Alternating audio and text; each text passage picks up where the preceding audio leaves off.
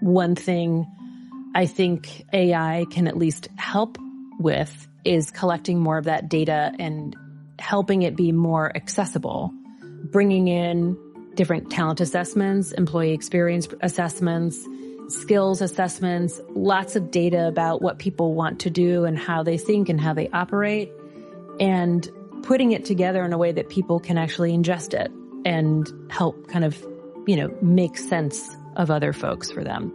AI to help us be more human. Welcome to the Whole Brain at Work podcast. I'm Karim Herrmann-Nehdi, CEO, entrepreneur, and management and organizational scientist.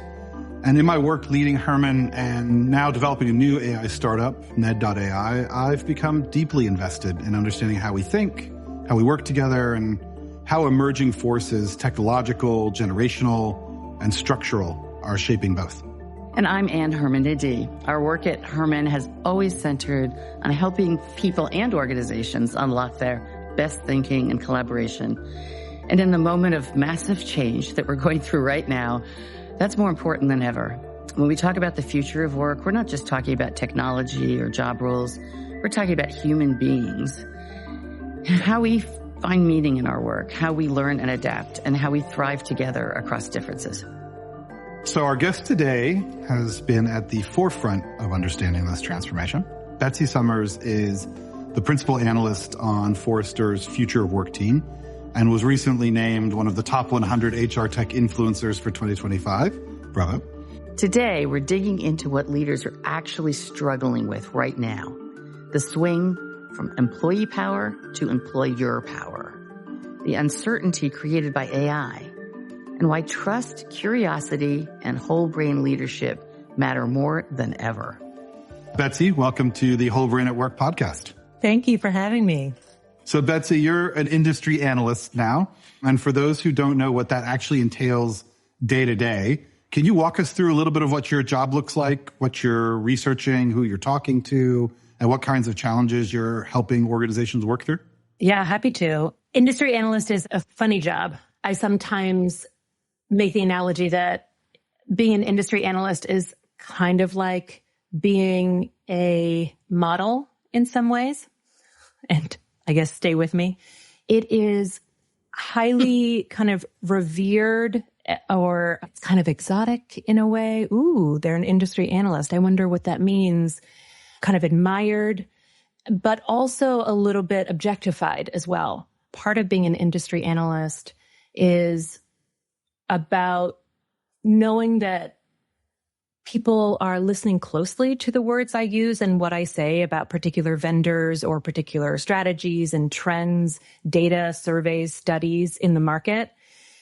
And I really have to be careful about the conclusions and the judgment that I might be carrying from my own experience and what I'm interpreting or reading into that data and those surveys and studies. And I love keeping an eye on the market, kind of what's going on, talking to leaders about their challenges and certain, opportunities, helping them maybe see around some corners a little bit by sharing what other leaders are doing, but also just trying to deeply listen to what's holding them back or what's getting them stuck a little bit with what they're trying to accomplish. Because at the end of the day, even if they're trying to do a whole AI implementation strategy or trying to do a huge change management project, at the end of the day, it's just like them and how they feel about their personal work. Can they do it?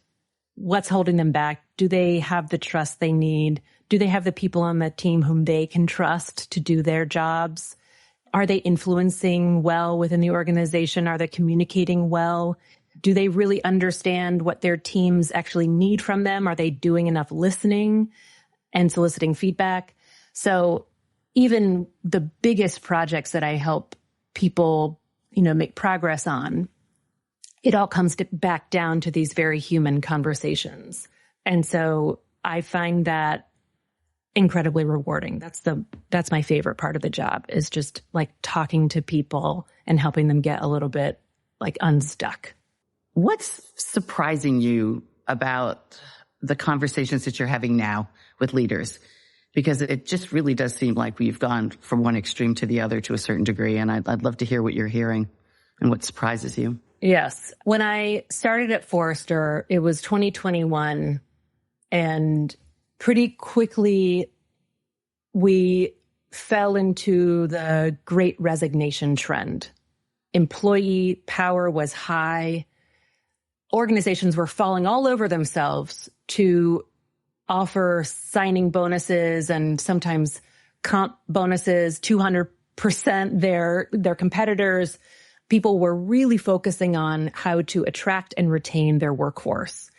And me, with my background in kind of the talent and learning and having gone through like professional coaching training in 2018, I was in heaven. I love that conversation. Like, let's talk about how to help you attract and retain employees and talent. What surprised me, especially given the harsh swing back and more reactionary swing back to employer power, is how performative a lot of that has turned out to be.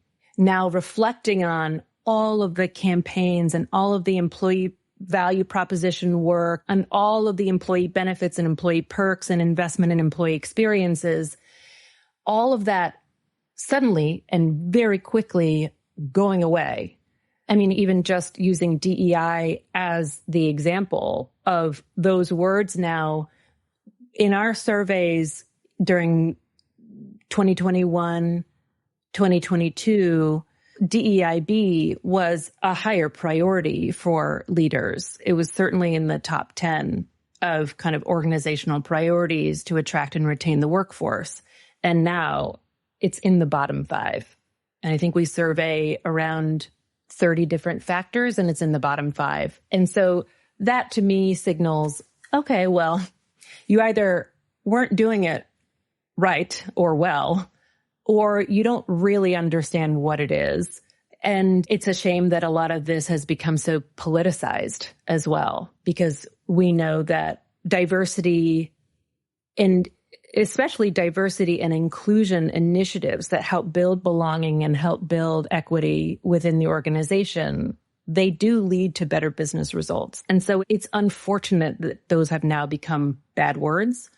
So that has definitely surprised me of how quickly we're able to just undo a lot of that, but also as a signal of how maybe performative much of it was. If it can be quickly undone in a day, then maybe it wasn't as real a strategy as we thought.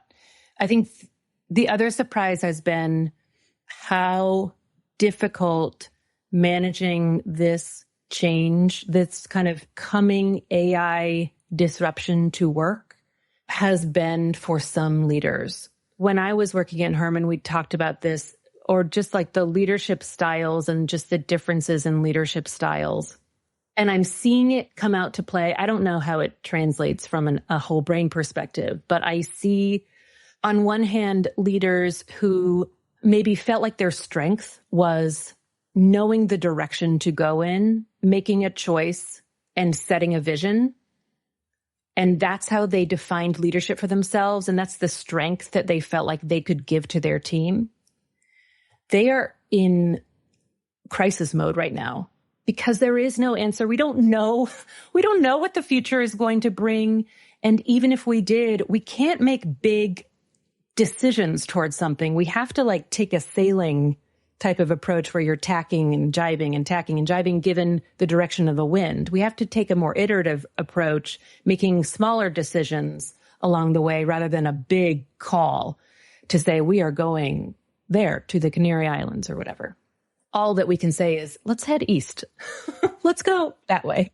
On the other hand, those leaders who had really seen themselves as more of that servant leadership style, kind of supporting from beneath, enabling the success of their team, really no matter what, of just like, how can I help you be successful in your role? What do you need to be successful? What's in your way? How can we work through it? What ideas do you have?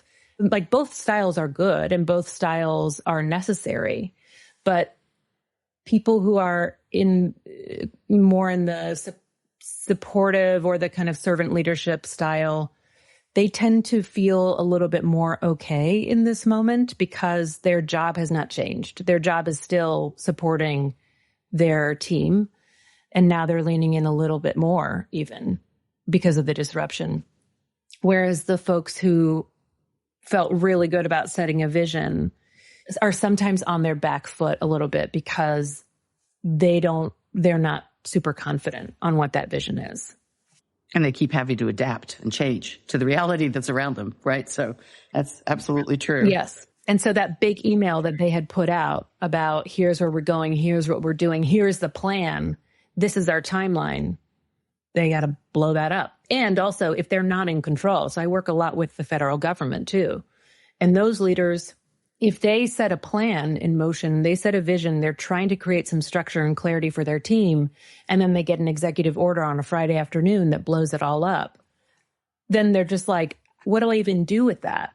And so getting them to reorient the way that they can feel successful as a leader has been one of the more, I would say, like surprising ways that just as an industry analyst, I can help to just show them different ways of working and different examples of what success could look like.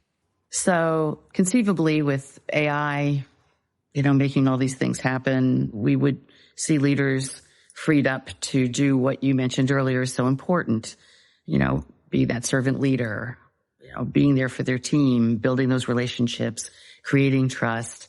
It's a different kind of time now. So are there specific leadership behaviors that you're seeing either really build or erode that trust during all of these changing times and transformations?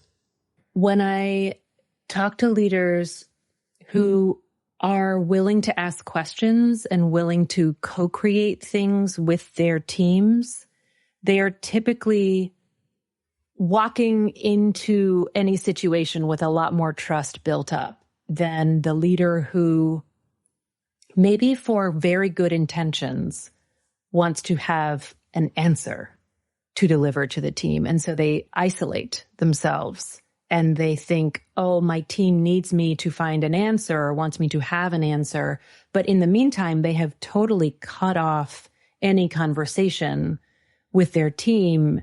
And without any information, we make up stories and interpretations about what's happening. And so sometimes I talk to leaders who maybe they've gone through a recent restructure or maybe there's a pending restructure and they have to think about, the change communication. How do I talk to my team about it? And what do I do? What do I do with this new team that I've inherited? And, I'm bringing two cultures together. And my first advice is always like, don't wait. Don't wait for a perfect time. You will never have the perfect answer. The most important thing is for people to see you as someone who will listen to them. And so you have to ask questions and you have to listen to them. And then you have to act based on their feedback. And you can disagree. You can say, I heard you told me this. I'm not able to do that right now. And, I'm sorry, or it just won't work right now. I just wanted to close the loop with you, and it's that kind of like that accountability. You always have to model it first. So I find that even in times of massive disruption like AI, you can still pull out some of those like very fundamental leadership skills for coaching and asking questions and co-creation as much as possible and modeling the behavior yourself to show your vulnerability and to also sometimes, as appropriate, thinking out loud to say, I don't know all the answers yet. Our leadership team hasn't told me the plan. Here's what I've learned so far.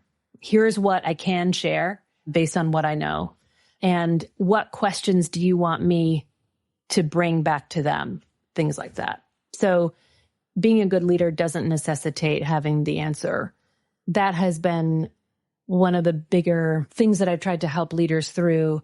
I was working with a leader recently who was running a customer experience, like a CX team, and had recently gone through a restructure. And she said, I have people on my team who really don't trust me. And I said, okay, tell me about that. How can you tell? Like, what's your evidence for that? And she said, oh, they're just really quiet in meetings. And I said, well, what opportunities have they had to speak? And she says, well, I leave time for questions at the end.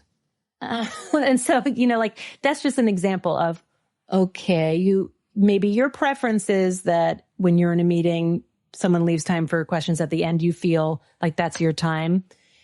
You might need to intentionally ask someone a question in a meeting, or give them a little bit more direction, or be a little bit more vulnerable so they feel comfortable speaking up in a meeting. So I try to help people at least establish a little bit more cognitive empathy so they can kind of just like imagine what other people might be feeling, even if they don't have access to some of the kind of more relational or like, reading people's expressions, intuiting how they feel. I was talking to an AI coach researcher. She is an entrepreneur. She has an AI coaching tool, but she also researches AI in employee experience adoption use cases. And she was saying that empathy is one of the most overrated skills for coaches. And I said, ooh, that's really interesting. Tell me about that. Like, tell me more about what you mean by that. And she said, well, I work with a lot of people who are on the autism spectrum who don't have access to empathy as just a natural skill. And she says, the way that I like to look at it is just curiosity, just asking questions, which aligns to, what Brene Brown has kind of evolved her thinking on empathy to be. It's no longer trying to imagine yourself in someone's shoes because you're making all these assumptions about their life that you don't know. And, assumptions are no bueno. And so rather, she says, be curious about someone, ask them their story, and then believe them.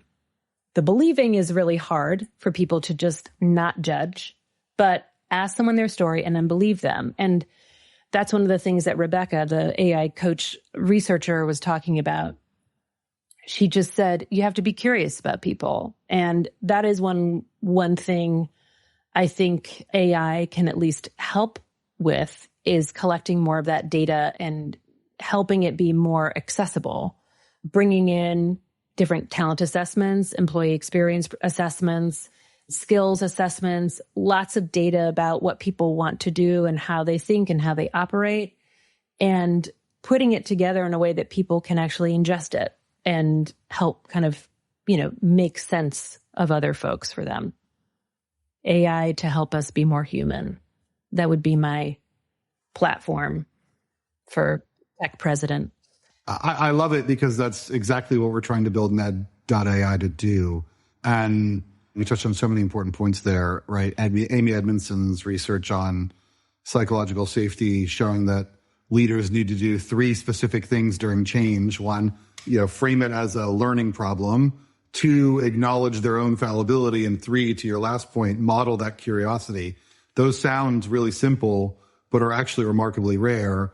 I also reflect on, the interview that Adam Grant did with Sam Altman talking about empathy is actually something that you don't necessarily think of as something that AI can do. But in many ways, AI can be more empathetic than a human because humans are always contextualizing what they're hearing in their own lived experience. And AI, of course, has no lived experience, right? It's only just got this compendium of knowledge that it's trying to find probabilistic matches in, right? So I think it's really interesting to think about how do you create AI that ultimately helps those managers, those leaders tap into the humanity that we share across an organization to really amplify that humanity. And I'm delighted to hear your endorsement for that approach because it's so central to what we're trying to build. Where do you land on the spectrum of, AI is going to kill us all and take our jobs versus AI is going to create amazing new opportunities in the, absurd hype cycle that we seem to be in? Where are you on all this? There is, from a market perspective, definitely a lot of hype or kind of an AI bubble. Who knows, what will happen with it? we are certainly seeing the majority, at least of the leaders who respond to our surveys, are investing in AI. They are actively using it. I see data from our surveys that say a majority of leaders expect that it's going to increase employment over the next 2 years. And then on the other hand, I see other, prognostications in the media about how it's going to decimate jobs. And certainly for different segments, like I was talking about the graduates coming in, the early career folks. I am very much a believer in it should be up to us. We are building for the future that we want. And if you see the future going in a way that you don't like, you got to then lean in and build more towards the future that you want. For any organizational leader, they need to think very thoughtfully about the problems that they want AI to solve. And also that people who last year were complaining about how much they hated their jobs, suddenly that AI is threatening their jobs, they suddenly love their jobs. Like they're clinging to something that was never really working for them. And so this could be an opportunity to rethink your employment model, rethink how you have a livelihood and take opportunities where you can. I'm very much an optimist from a humanity and like individual and community perspective. I'm not so much an optimist in our institutions, government, and the small group of people having lots of money and not yet redistributing it. I'm not so much confident that we will have a full egalitarian society with AI being here, but I do believe that it will create a lot of opportunities for people. I do wish in the US, at least, there were more of a social safety net to help people do that. There are a lot of haters right now with AI that it won't return as much value as being forecasted. And that could be true. But I also think that incremental improvement is good as well. As we look at, declining birth rates is one thing where we're going to have to get ready for fewer workers in the future. And AI could help fill some of that gap. I do think that we will continue to see more organizations, any of those organizations that had preemptively fired or laid off folks because they were going to be replaced by AI. Most of those people will be rehired, but we will start to see a knowledge work offshoring, just like we did with manufacturing work offshoring, that because remote work is more possible, we will start to see knowledge workers being hired in countries where it's cheaper to hire them, cheaper labor. And so we might see kind of white collar offshoring occur within the next 5 years. So that will definitely spice up our labor market. It's hard to make me pessimistic about what people can be capable of. I mean, we all in coaching, at least something that I've learned from coaching training is, you gain awareness of something, you then have to accept that it's true, which is sometimes an experience, and then you make a conscious choice about it. And individuals, we can always make a choice. It can sometimes be a difficult one and one that we don't necessarily see that one outcome is, significantly better than the other, but we can make a choice. And I'm hoping that we can still see the choices ahead through the fear of AI. Thinking about the future of work, I'm curious how you think about the role that diverse thinking styles play in that future, right? Are there specific ways of thinking that will be more or less important or will change in the years to come? On one hand, I believe, all thinking styles are crucial and needed, especially just reflecting on my own experience at Herrmann and seeing the power of, and like the kind of unlocking, like the realizations when a team is able to see that, oh, wow, they did have some blind spots, or the reason why maybe we weren't getting along so well is because we just approached this problem differently, or approached this question differently, or we prioritize different questions, and seeing the team cohesion really improve after that self-awareness.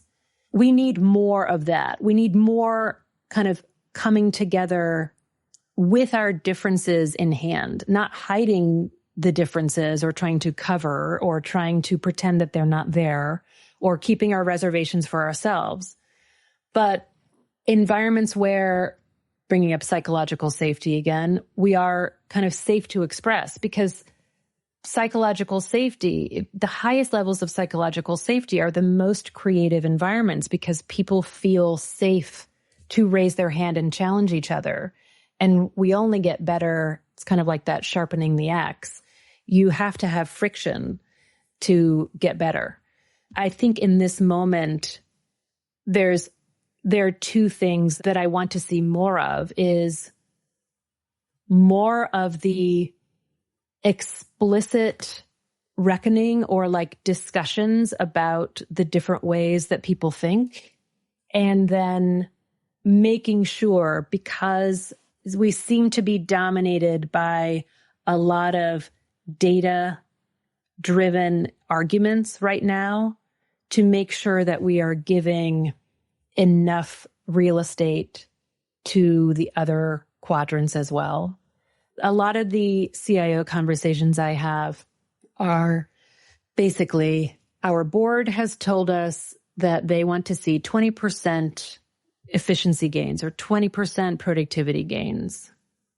I don't know how to do that, or like, I don't know how to deliver that. And I feel like they're missing a lot of information. They have this one data point, or like they've heard from their friends, or they hear from the media or their peers that they're getting this data from somewhere. I don't know where they're getting it from. I need to build a business case to help them be more thoughtful about what they're doing, or about the choices that they want us to make. And I see more of this opportunity for making sure that we have more of like that kind of whole brain conversation around AI readiness and adoption and safety, helping people feel confident in it, helping them feel competent in it, but over-rotating towards data and logic is not the answer. It's bringing everything into the picture. I hope that there will be more opportunity for people to talk about their differences and different ideas and different ways of thinking through things. And then also making sure that they are not over-rotating towards the data and the logic and the kind of the research, sometimes research rabbit holes of the just because we can doesn't mean we should. Like, lots of stuff is cool, yes, but also what's the impact that it's going to have on our other stuff, and how confident people feel and their vision of the future, and how actually it will impact people and how they feel about it. So I do think it's a huge opportunity for more self-awareness and more collaboration with that kind of more explicit.